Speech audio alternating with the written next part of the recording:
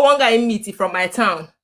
When the guy chọrọ inwe relationship, but when he him, that was where the thing ended.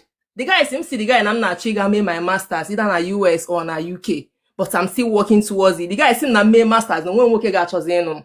What? You see if this guy can think like this, that means this guy ain't whole or got stand the one gave name of man nowhere. So I just ended it. But see today the guy had the reason why you just to know. Cut wire off. So another one happened. And when the one guy meet, this guy be going at the same compound for 2 years. So when they have a relationship, I can see now hold the green light, but I cannot date when I been at the same compound. So when move out of the compound, the guy just was him that all like him, that all that kind of thing. It's still okay. But because I'm going with him for 2 years, no need to them away come room and say okay. I'm going to go to his house and spend 2 weeks with him. The first day, cool. Second day, yeah. Third day, yeah. Then the fourth day, man, this guy is so well poor. Oh, my fault. One with the 2 cars, the big one, he just wants to impress me, which is okay. Or Charibu, the big car, now which one man or the he just want to impress me. Ibu big car, we bring well poor. Cool. Along the way, the big car may be an also very close to his house. We have to take bike. So the bike somewhere I get buying for 200. The bike I sign 800. You know, the guy a bit over one by why kini auto na not down the Igbo ipa this that. You are the bike guy. See organa why they do like this na 200. The guy a brain. So on our way, because obu 2 people, the man ama hebu 2 people. Aka the man na shaky. On the process, the guy a jump out. So the guy a bruise moi close to the gate. Drop on nyawa kanonazo. Ngwere 200 from my bag. Near the onye bike. This was a problem. This guy see, oh, the guy doesn't onye bike ego. Or see anama kuge ogo. Or see nam chori gwi na nwere ego. Nam chori gwi see maka 200. Imagine working maka 200 nwere onye bike in his own absence just knock or rejim the ego. Or see on maka 200 nam chori gwi na mji ego. Nam chori gwi na a big girl. Nam chori gwi that can afford it. I was so shocked on the process. The thing of bakaramisi. You see? So 200 is a big deal. So imagine me 200,000 or 100,000. That means this guy get na. That means money I got on work for that one. So unfortunately, we bought something on our way back. Then when we got back, because one I caused the thing, I got 200 happy idea just I went inside. This guy then he go tell him he did not give it to me that night. And I looked for it, I phoned me. On the next day, I packed my things, I left. So what I'm trying to say this is that, and especially again for here in the UK. How long on Abeya? Yes, I can be here for 2 weeks. Oh yes, money how long okay na all 4 days. Okay. My sister, quit man and me talk money. So come to before ge ga beya elo drink katono para like olo drink katono para before ge ga beya nwanyoma. Now I'm a go money have been at the same compound formally for 2 years, a year plus actually. Or move out. All I care more, all I care but I cannot date when money have been at the same compound. Or move out. So there was an intention here. And see okay, I'm a going to give for more than a year. There is no need money give them away relationship, all those long things. Let me go and stay with this guy for 2 weeks and know who he is. That was my intentions. That was why I went to his house. But reaching there, this guy, with that kind, just bike 200 naira was a problem. It was a very big problem. So that was a shock to me. So when the guy I'm at go for more than a year, 2 years, just say 2 years. We're going here. So that was it. One the guy or the romantic? Yes, he is. He is. I'm not going to take that away from him. But you know, when you talk about romance, romance come in different form. His romance might not be the same as mine. The guy is very romantic, he's giving, but the temper was the problem for me. Because that period, only where the vibration was a whole lot. Back at 200, don't quarrel. That means that means you are for no reason. And along the line, we had a conversation earlier before then about so we are just a kind of having the chats because I just want to get to know him deeply before I got to that level. That was why I came to stay in his house for 2 weeks. So I know onye di ya onye gburu nwunye ya Osi ma oge nwe ihe the woman mere ji wee gbuo ya. He said, what are you talking about? But but I don't want to escalate it because it's a discussion. Onye one nwere opinion ya. But I took it, okay, this is your opinion. Na mmadụ nwere ihe a ji eme eji egburu ya. Na mam na na-egbu people like that. But I kept it aside. Na asị ka ya na-agagodi. So the second day was when this one happened. So why I'm saying this is that I think our Igbo men are like ụmụ ji ego, ụmụ na-eme ọfụma. Is a challenge for them. Igbo men, I am here in the UK. Maybe to go money boomy boy boy, and maybe to go money Edo one. And I can tell you the difference. Only one meeting in the UK here. Ndi Igbo now, let me tell you, there are some places we need to touch. Ndi Igbo, like I'm the type that like to cook. It's not a big deal. But only Igbo guy like it, take care of your time. Because I ain't trying to do the same job. The time I'm waiting for my off, I should have that time for myself and rest and do other things. But only Igbo nwoke gachoki were that time, come to his house, cook, clean, hang your leg, yeah. It's cool if you are ready to do it. But now, you hang your leg, I will clean and cook. Then what are you going to do for me? Because sometimes you can say, oh, you go to gazo. You go to mother's in terms of exchange of sex. Because of one fish, you go. So I will go to your house, I will cook, wash, you hang your leg, and now I still take care. Then I will use my money for transportation, then I will get back. Not a big deal, but then what are you doing for me? That's the problem with Indigo not here. But I dated a Yoruba guy. I had a problem. I didn't even tell this guy. This guy noticed that I was a kind of, the guy saying, okay, here with the problem. At that point, I go, I'm that this person is so moody, or that kind of person. He had a very surprised, or they like this. But you want to hear with the problem. So I'm just near a hint because I don't like discussing because me I can matter offer actually initially. This guy just sorted that problem for me without even but only Igbo. You're gonna check now when na gonna 5 days, you name me 5 days. What are you using your money for? Calculating my money for me. How? That's the problem. Kemgbe in the UK, I did before. How long in the UK when you were in a decade? 5 years. I'm not Palamakanya. That's your nest, Ariki, Mabam Nanya. Kemgbe 5 inside that 5. One pretend Jacob Kuya Boy. Woya Kupu. Okay. First of all, 5 years I did before. Imwego S. I said I'm currently Imwego S. 3. Oh, I did China 3. Yes. As in nwoke atọ. Wow. 2 Igbo, 1 Edo. 1 Edo. Those Igbo ndị enu isi iwe onye Udi. Those Igbo ha but 2 ha chawucha ndị Anambra. Oh, ndị Anambra. Okay. Ihe m chere ịjụ gị ka m bidogodi from the first ka onye Igbo the first one I dated na UK. Ọnụ UK ka ọnụ obodo ọzọ na-awụ UK. Ọnụ UK but on that amụrụ here. So let me just exclude that one. Under Amuru here, let me just exclude that one because we are not aligning because him and Amuru here with Taiwan and Nigeria, this thing they were no align much very well. So let me just exclude that one. You don't tell me how the pattern Sorry. You can't give me predict my pattern of question. Him chere joge I date onye tro before onye the older than kwezioku. Never. Okay. So ihe m chere ejoge wu ka otu isi mata na onye amụrụ here ọ na dating app ka ọwụ na through referral ka ọwụ na ịhụrụ ya face to face. I meet in a one shopping mall. Yeah.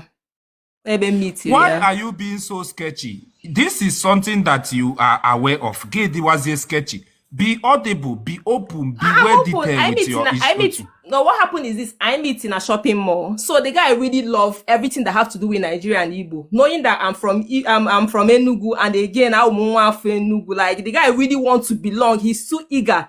You know that kind of thing. He just wants to. So that was actually I feel firstly that was his own attraction. And my own attraction is that he's a tall, clean, sweet guy. I'm not gonna lie. That was my own attraction initially. Okay, yeah. True. In a like nwoke dey sweet, oga dey clean.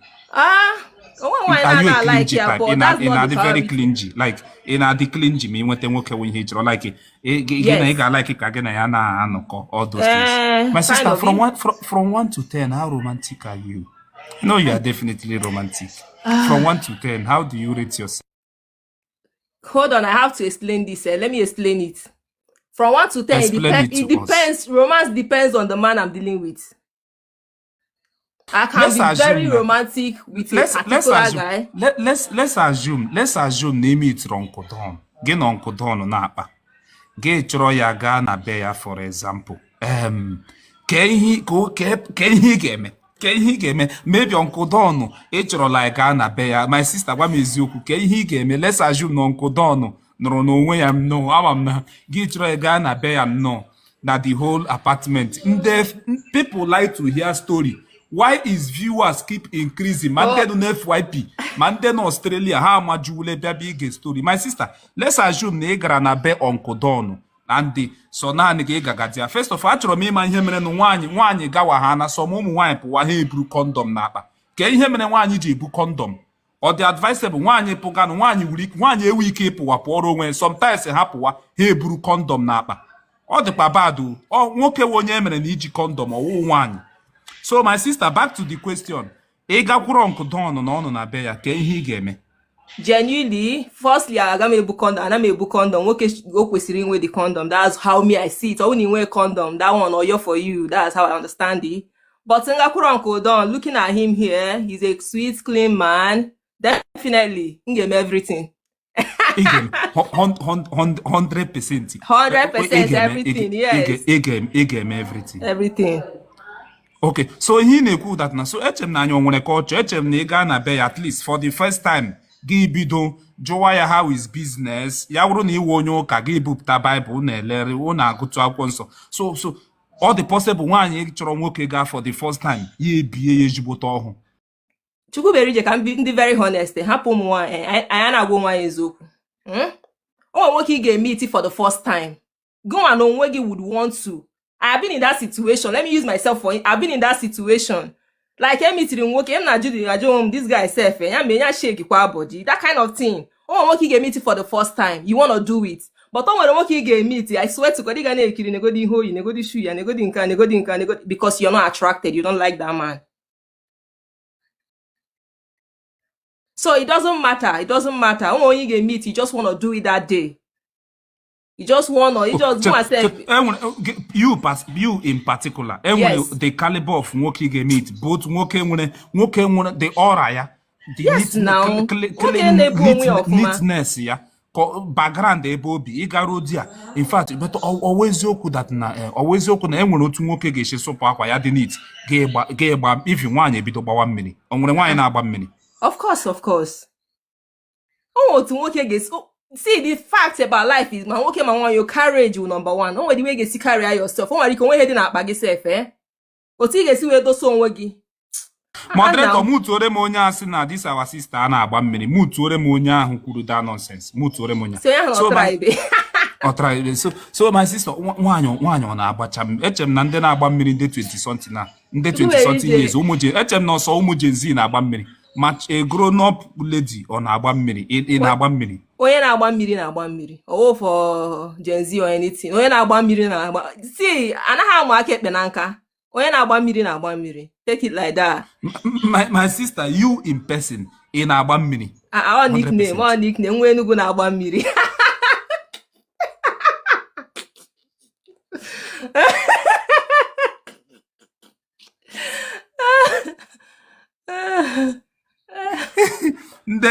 ndị guy nọ na FYP ndị ụfọdụ enwere Enugu men n'ohia ha ga-eburu gị hose. Enwere ụmụ guy Enugu nụcha we nwanne ha gakwa eburu gị hoselu menụ dịchasị ngụ chọrọ ezigbote nwa ka ihe mere na ụfọdụ ụmụ nwoke likiri nwaanyị nwere this kind of your vibe. Ụfọdụ ụmụ nwoke ha chọghị nwaanyị dị too gentle. Ka ihe kpatara enwere men wụ na emecha live stream a na ha si Merije hapụrụ m this lady, I'm ready to pay the bride price.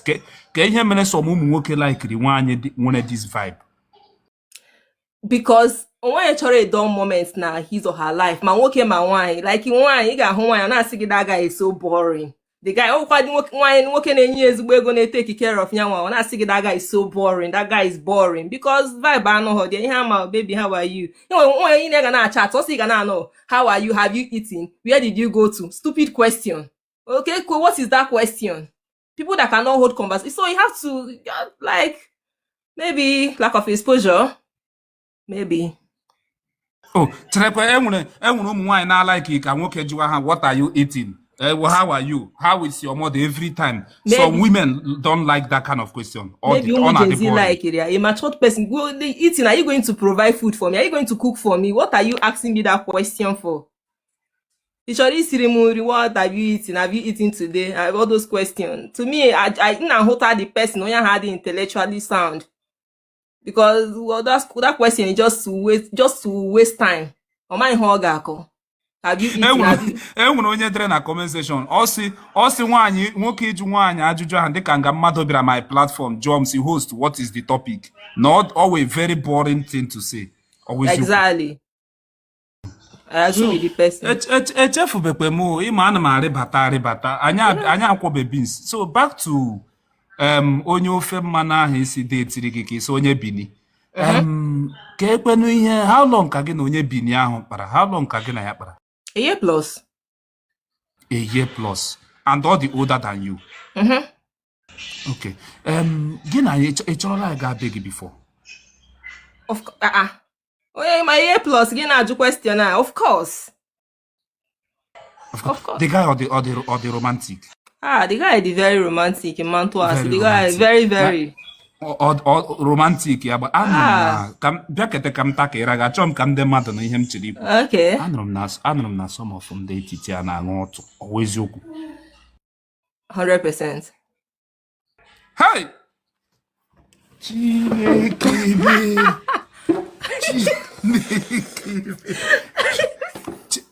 Chineke. But true.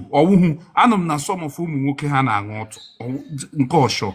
No, genuinely, I'm not going to lie. I know I'm not kwam na here. Sometimes you just have to curtail what you say, but still, I'm going to be honest, yes.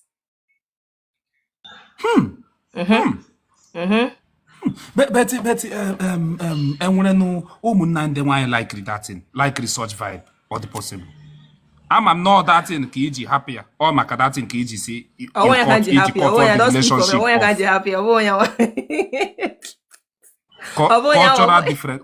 cultural difference. Exactly, that was the reason. Yeah.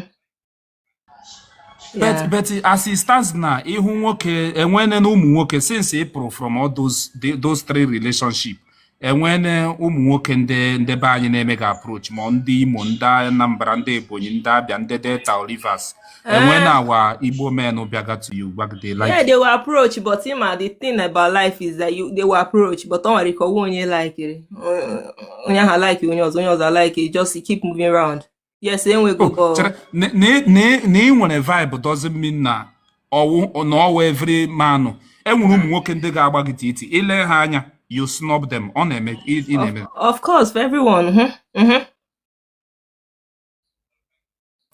So Betty in achịgba ka ihe mere na iji dịkwa single na because I think ahụ agbabeghị gị touch, but looking at you dị okay. And they know UK, enwere a lot of Igbo men no UK.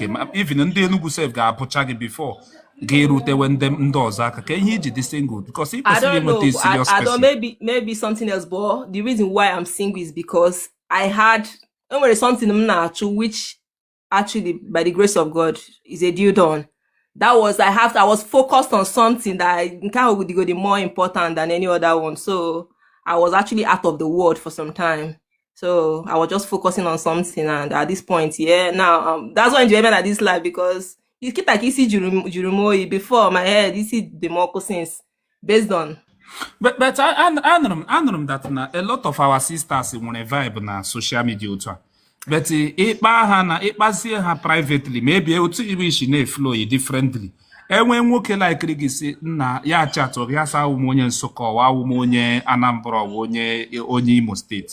Ya chat ya gị snob gị gosi another vibe the very contrary to what you are showing here. Always okwu. No one na the brutal sometimes. Some of unu na the very brutal.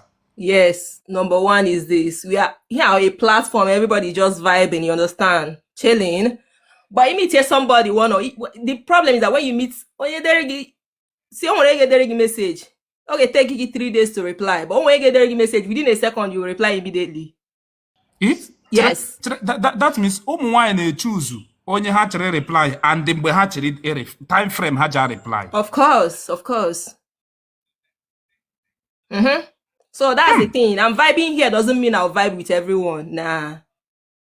All depends. You see, the vibe now pass. If you pass me same energy, I'll return the same energy. But away be give there with your boring neke kwan edikwa okay. Edikwa okay nga siga the more right. Ke hozon were sage. But if you bring a vibe that we need to like, yeah, adikwa I'm quiet to dekwa the other. I'm enwere two sides. Some people got phone now see that no nya na-ekwu okwu ma ho yo na-ekwu okwu okwu ga phone see gị no ya noro. So energy depends on whatever anyone brings on. So yeah, okay. So going forward, if you see a good man, are you ready to settle down? Once you see a good man, and they actually settle down, ke location, if you know, ke continent. Let me not say location. Ke continent. Onye iwiki galu onye no Nigeria. What ya labeke? This thing in ekuna, make him that comments. Na your Instagram, they want to kill me. Anama aga Nigeria. Never, ever. So they can finish me here, and I don't care. Anama aga Nigeria. Never. And I'm giving the same advice to our men no kwa here. Because a man why haja aga Nigeria, hanata here, habia na ebe akwa, because enwere mu akwa, enwere guys okwa my friend, habia ha na ebe akwa. You cannot come here in a box room. Gine biko dogu na Nigeria, knowing the pattern of life here. Giga pota one fine girl ima that na he on a be luxury life na Nigeria. Giga be poti na your nwa pick up room. Gi choko gini abia mewe. Oga hapu gi piawa gas we meche gi be wakwa. So that's why I am off. Ebo settle there, because at least both of you understand the system of the country and you can work towards it and work together. So I'm not aga Nigeria. No. So in aga Nigeria, 100%. Okay, at this juncture, I'm not from Rosie. Rosie, let me hear from you, Rosie. Rosie, are you there? Rosie, go ahead, please. Rosie, Rosie, go ahead. Yeah, Rosie, welcome. Thank you, darling. Can you hear me? Yes, I can hear you. Go ahead. But all the when a fan on your background, and when a fan on the on. No. A window. Yes, may share the window. Mbagani Rosie. Okay. Am I home? Where to start? Here says, can you hear me? People because there was a lot of conversation, so you don't know which one you're joining. Bido, you need Bido ni una dot. We have to choose. Bido be feel Ogaka Empire welcome. Bido be feel manyaka one nemo. Rosie hana waja. Because I plan gami iri host to gina waja. Gina waja tiroku no foot house daddy. Oga waja. Maybe this weekend may host to Ogina waja. Kuwe. So waja. The part on Abu I be a never followers ana especially you by. I don't know what problem they have with us. But some people see you as a feminist. Or they keep a feminist. So I don't know what they call feminist. So I don't consider myself a feminist. But if you consider me a feminist, that's all right. But I'm of the opinion that so if that's what you consider being feminist, then I'm fine with it. Okay. So this idea of Ila Nigeria kpota, I'm gonna be talking to you Ila Nigeria kpota nwoke. Ụmụnne our sister bịara here akwu okwu do I like chami ihe o kwuru the part o si na ndị ụmụ nwoke ndị mba ọzọ like ndị etiti ndị Ghana ndị ihe sometimes ha na-adị treat nwaanyị ha dị more caring like ha na-enye nwaanyị good vibe crowd brothers which I disagree but ka already ka adem bias ma ọmụ na-ekwu ọwa eziokwu enwego the experience. So I think everything relationship is individually based. So in my opinion, when they go Nigeria, or walk I have friends that have done it. I have family members that have done it. Out of Nsigi like 10 people that he has worked for, or like I'll give it a 50-50. Ụmụnwaanyị mma jee Nigeria jee nụta nwoke. I wouldn't want to mention the person anyway. I wouldn't even want to refer to the person as whatever Albu to me so that people will not know who I'm talking about. But she went from America, Nigeria, Jenota, this guy. And each time they have any problem, normally couples in a problem, the guy would threaten the marriage to say, no, that nozy, because onwetegonu citizenship, not even green card, because he came from Nigeria to America with green card. So at that time, onwetego citizenship. So all the time, he would threaten their marriage. So I think it goes both ways. Sometimes if you don't understand onye don't even bother to go that extra mile. Ije kpọta mmadụ from Nigeria, kpọta obodo oyibo. Honestly, in my opinion, I think that is a very big sacrifice to make for someone. And you can't tell me in na the country where you live. Do you understand? But because now some people now chondi haga control, so they go to Nigeria for ndi ha feeling na ha fubuzo haje kpọta ha. That's what I think. Then on the part of women, it depends because ndị nke mma bụ ndị ha na ayibu na Nigeria. So they kept that relationship until the time they felt it was okay to bring the guy over. Do you understand? So I won't say emena or gime, do what works for you. Iyotago? I will say do what works for you. Obuhomu agawagi because as a woman, you know what this man can do. Some of us Rosie, we think red flags. come to enwere ihe Mr. Anyere Igwe kwuru o si that na ịmara na ewu nwaanyị I quote a week ịbịa gị na aga ịchọrọ nwoke na ọbịarute gị na na-ele anya nna na-akụ ụdara akụ a na dictionary ya m si m ajụọ gị Rosie otu ogbe nọ na let's assume na relationship gị na nwoke na-akpa ị ga-achọ ka first meeting wụrụ na big ya this your beautiful house m na-ahụ ka ị ga-achọ ya bịa na be ya manga na be ya nyanwa ma bịa na be m. So otu Uncle Ken nụ na Uncle Don nụ with mmanya niile so iwe ka ijos ya sị gị na ya akpala for 1 month 2 months ya sị gị bịa na be ya ị ga-achọ ya bịa na. No. So how long can you believe na gị na nwoke ga-akpa unu enwe a meeting point? How long? There shouldn't be if the communication is going well. There shouldn't be a specific time. It depends on how you guys connect. Ewata. So I think it just has to do with people. That's why each time I don't like to generalize, which is why if Abuna Munonya connect, yeah, then that's fine. We can take 2 weeks, we can take 1 week, but Adame Ejebe Mado, at least the first time, at least until he matagodonya very well, because a lot of people are crazy. So yeah, there shouldn't be. So in Eku that na in Eku for the first time, call in Eku there will be known in any list. Can we Ghana bear call for the first time?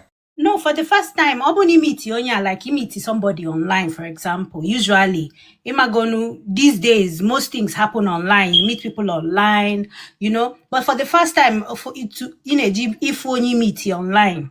It's advisable to meet maybe coffee shop, whatever, restaurant, whatever you want to choose, wherever.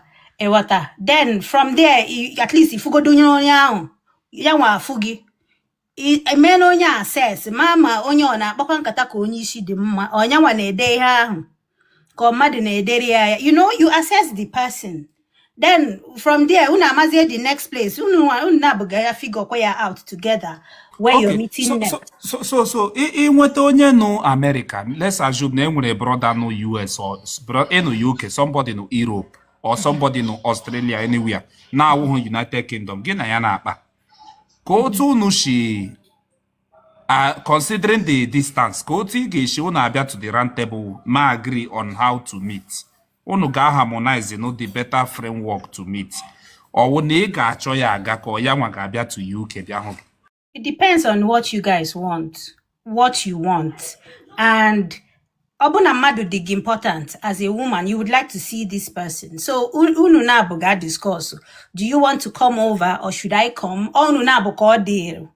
Do you understand? It's not a way there in a constitution that it has to go this way. It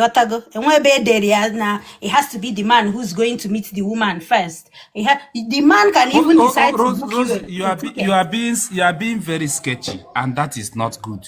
Sketchy You are being part. very sketchy. You are acting like you are just giving us a good gear vibe, and that is not actually the reality on ground. The truth of the matter with that now, I put it to you now, if you are in relationship with Uncle Don, gay bankata, how long can you believe Runega Nam Kaifu or Biafum or Kambiafogi? How long? To you. Or to you. Okay, No, don't marry Jamie, just to you. Okay, how long? Okay, so like I said, personally, Muna Madonna, it does not uncle Guinea boy, No, I just keep using him for instance. I don't mean the other people. I just use don't mind Uncle Don. Okay, so just like I said earlier, Ewata, I said it can be 1 week, it can be 2 weeks, it can be 3 months. Because maybe from now, August, from now till like November. No way, only like a busy schedule. So maybe Unema agree, it will be maybe December kaigafu. You don't know people's schedule. So it all boils down to who are you talking to? What is the chemistry not there? Do you understand? What is the connection? I don't mind going, and I don't mind him coming over. So there's nothing sketchy about it. Do you support Epioko before paying bride price? Do you think it's for you? Believe this is you saying it for real, not for you. What can I do? Test the waters. Important to you, testing the waters. Because of compatibility. You use the word Epioko. I'm here testing the water. Okay.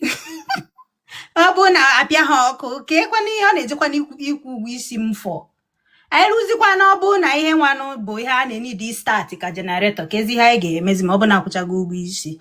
Enwere ndị amụ ha na start ya ka generator or the enwere ndị the week nwere na enwe erection. Inu be bụ nwanyị na agba nkata asị gị baby touch am, just dey touch am dey go.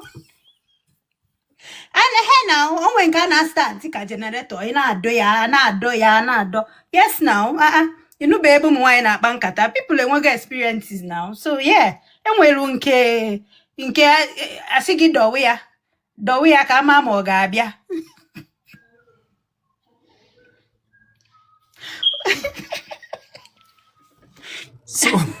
So all this na nwoke ji ego, nwoke mara mma ka Mr. Anyere or Uncle Don, not the stable. It's not enough. You must test the thing. It's not enough because ego is important. That other side is quite important because it really frustrated as a woman. The Ipioku ministry. It really frustrated. That is the time he got for asigina madam na gateman na pia ebi madam oh, let me borrow your language chukumerije asigina gateman na ebi madam oh. Ewata. So that compatibility is very important. It's not only about ego. Ego is important. We need money to navigate through life and all of that. But that other things, you don't just check one box when igina woke na bankata or gina wanyi na bankata. You understand? So wanyi ga mama or my hand men na the other room. Or the possible wanyi or like when wanyi ga mama kagina. Oga onwe ihe omeme even ụfọdụ ụmụ nwoke enwere nwoke we ya hụ dị go otu amụ ya ekeliele akwa ma na ọ na-eme happen ya hụ skin go otu amụ odogwu ya ekeliele. Yes, but n'ime ihe ahụ taa nwoke sikwa mara eme na other room ka nwaanyị sikwesikwa ime eme o nwekwa nwaanyị na-ama akwa eme ịghọtago the thing. Yes, always. My sister, come joga ajụjụ. Ọchịgbuola onwe. Come joga ajụjụ.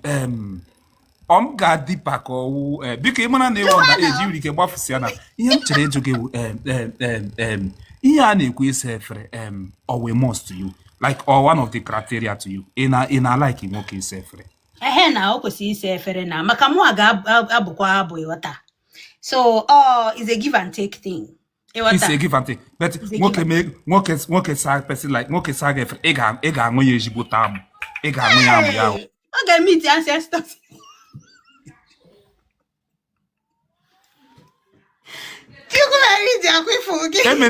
Emeni ihere nwanne m emeni ihere dị open.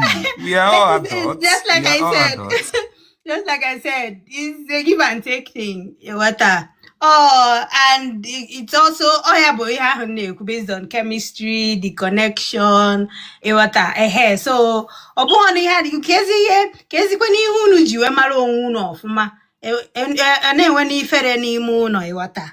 that's why it's important in which is what I say to people, and do it responsibly. You were a medical practitioner. Kai go the area of medical. Ihem chere joke. Enwere ihe m hụrụ na FYP earlier this morning. One lady na-ekwu that na ewuru nwaanyị na-aṅụ amụ dị pa afọ enwere ọra ka ihe ọ kpọrọ datin nwaanyị na-aṅụ amụ enwere ọrịa nwaanyị a nwere ike ibute ya wụrụ na nwoke dị hygiene nwaanyị ịṅụ amụ yakwa into health iwe health medical practitioner nwaanyị na-aṅụ amụ enwere throat cancer yes o nwere ike inweta throat cancer ma nwaanyị ọbụla na-aṅụ amụ. So it's a very tricky question, but this is why I usually tell people before giving anybody a name, you know the health status of this person. Do you understand? Even for wine too. So it goes both ways. Each time I say anything, I say it goes both ways. So which is why I will never buy that idea of no matter how handsome the money for the first time I maybe. Simona, I'm not this sketchy. Oh, thank you. But I know maybe meet the first time. And don't they be because all that checks has to be done. Because some of us so we want to be sure. Tomorrow, do you understand?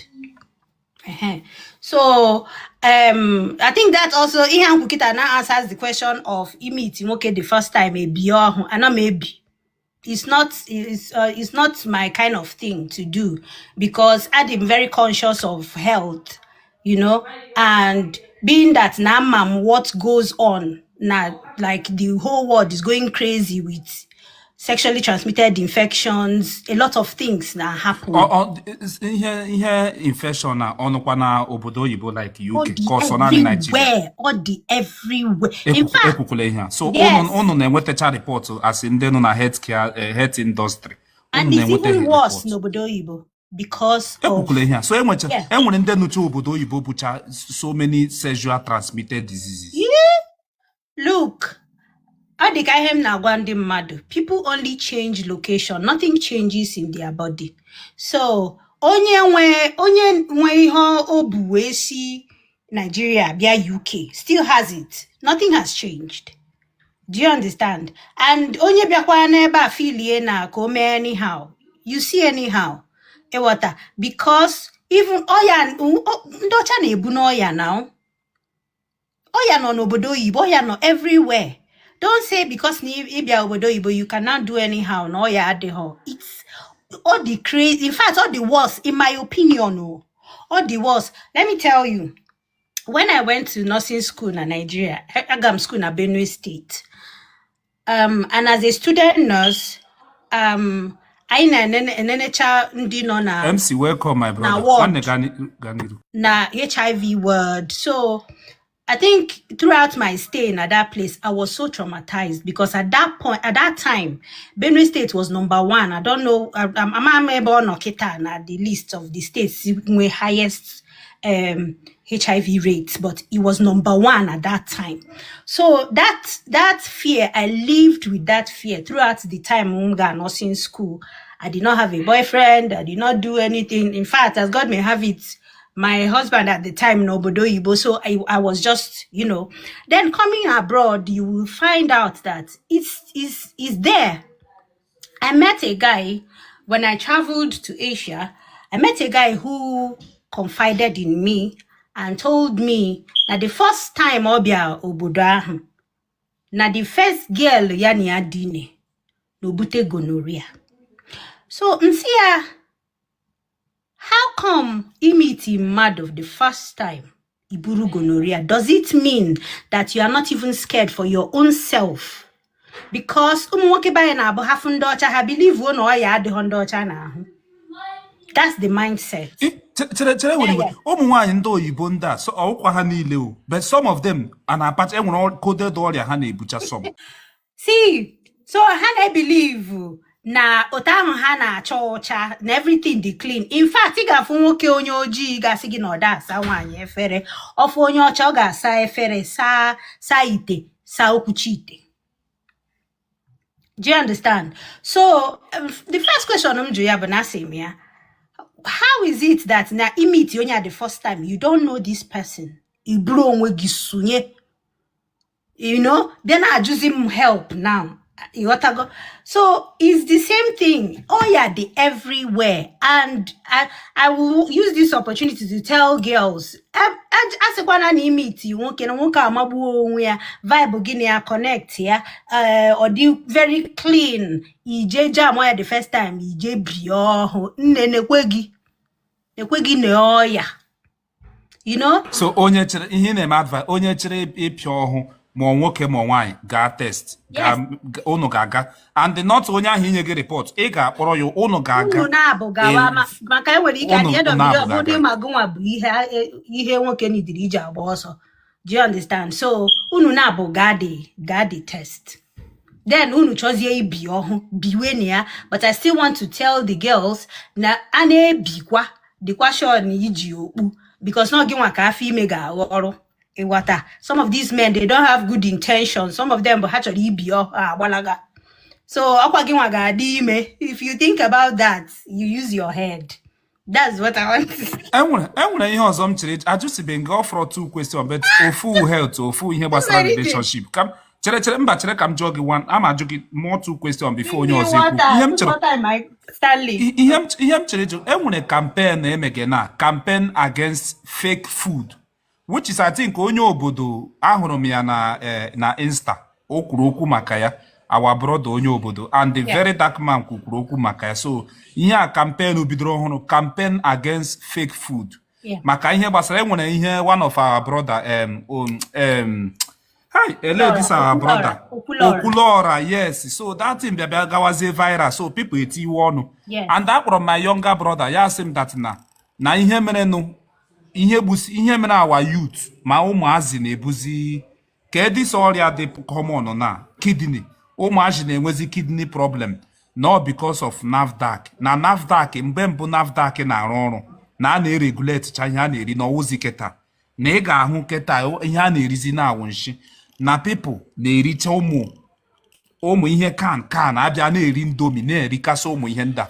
Ihe m je put this question to you, ịnụ na medical field, always okwu ụmụ ihe nda indomie ọ ya na cause cancer, this kidney problem and the ụmụ ihe nda. Thank you. Rosie. So Rosie, are you there? Yes. So I don't know ihe na cause whatever, right? And Nikan has always been here. Do you understand? But ihe na-eme na bai right now. This question now, atolagami abani, not really diaspora. Atolagami abani. We've always had canned foods. We've always had. I grew up eating Indomie, right? And in my community, I grew up in Enugu. I'm from Enugu, right? I grew up in Enugu, and we never had this epidemic of kidney diseases. Nabai, Do you understand? So I think I saw a video like 2 years ago. I saw a video where someone raised an alarm and said na ndawusa na etinye sniper na beans ha na ebuda east. Na nke a dịkwa ka ọrụmo, nke a dịka ọ ga-awụkwa rumo. No. I saw no. Is Chukwumerije. Okay, MC chiri ikwu okwu beti ikwusi aka MC kwu okwu. I'm going to look for that video. I'm going to search for it and I will send it to you. I saw a video ebenda wusa na etinye sniper na beans. Hatinye chaya, they send it down to the east. That is what is happening to our people. Eziokwu. Yes. So I saw the video. If video na Facebook, I couldn't. Ndị mmadụ saw eziokwu. That means ihe mega ihe away from the north. I couldn't save that video. If not, I can save that video because ihe na-eme na buy dika is an epidemic. Ihe mewe over the years. People have been because imagine to suspect my sister. Him to suspect all the thing. All they come on or this year too much. Ya wuru epidemic on with the whole Nigerian youth. Or this year cause side any. What I mean? Exactly. And particularly all that is more common in Enugu State. Yes, because Enugu State, the first place when you leave the north from Benue coming down, and then Enugu town. So almost like now everything will be down to our east. First comes to Enugu, and most of the food bute from the north. But Enugu Konaga. I saw that video. Nobody told me. It's not rumor. So here who fat or who fake or who authentic this thing. Chukwumerije, even anyone know but we buy Indomie from African shops. So no Indomie. I even abroad. Do you understand what I'm trying to say? I'm not saying for sure, but how will sniper in food? Sniper people now how is that what you are using to preserve food? So they are lacing our food with something we don't know. They are lacing our food with something we don't know. And immediately for that thing, I called my mom, say, please stop buying beans. I got my mom say, Bikonu, stop buying beans. Na video for hita na abamanya miri. And I feel so bad that I didn't save that video. Because when I saved that video, that 2 years ago for that video, I would have shared it now. So that that video got viral. Oh, when he henda ne tinye na ni ha na ebuda na buy.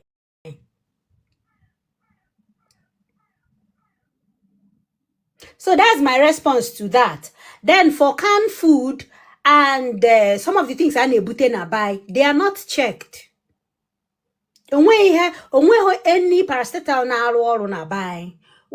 If na buy, also we have poisonous food ki ibubia, and you want to sell it in Nigeria. Just one day in the oru habu clear or whatever. If una iha ga pass.